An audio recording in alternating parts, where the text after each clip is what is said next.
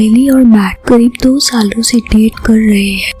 काइली mat से बेहद प्यार करती है और अपने बिजी स्केड्यूल के बावजूद भी हर हफ्ते कम से कम एक बार तो मैट से मिल ही लेती है।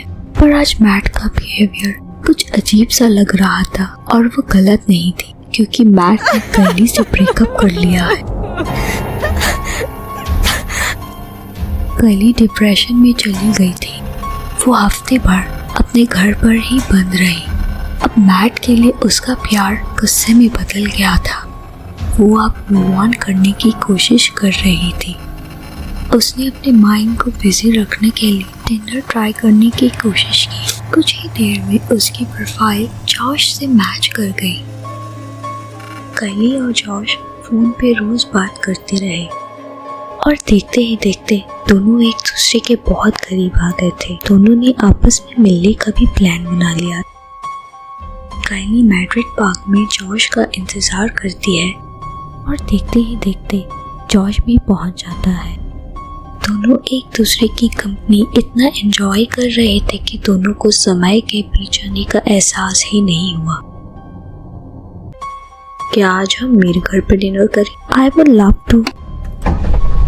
काइली, क्या तुम मुझसे बहुत प्यार करती हो? हाँ बिल्कुल, कोई शक? मैं तुम्हारे लिए पानी लाता हूँ और हम डिनर भी कर लेते हैं। जॉश से इतना इम्प्रेस थी जैसे वो कोई ड्रीम वर्ल्ड में हो। ओ गॉड! काइली की सांस मानो रुक ही गई। वो समझ नहीं पा रही थी कि अब क्या करे। अपनी चीखों को दबाकर वो दरवाजे से बाहर की ओर धीमे कदम में भागने लगी। काइली, डिनर रेडी है, कहाँ जा रही हो? काइली को पीछे मुड़कर देखने की भी हिम्मत नहीं हुई और वो वहां से बहुत तेजी से भागी। जैसे ही वो स्ट्रीट्स पर पहुंची, उसने फौरन 916 पर कॉल किया और सारी बातें बताई। पुलिस तुरंत जॉश के घर पहुंच गई, पर ना जॉश मिला ना उस लड़की की लाश मिली। यहाँ काइली अपने घर पहुंचकर सारे दरवाजे कस के बंद कर देती है। वो इतनी डरी हुई थी कि सांस भी ठीक से नहीं ले पा रही थी। नींद की गोली खाने के बावजूद भी वो सो नहीं पा रही थी। उस लाश की यादें उसके ख्यालों को सता रही थी। पर काइली को ये सोचकर राहत हुई कि एटलीस्ट उसने जॉश को अपने एड्रेस नहीं बताया है।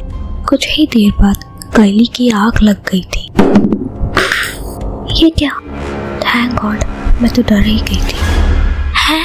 डिनर करोगी नहीं मेरे साथ?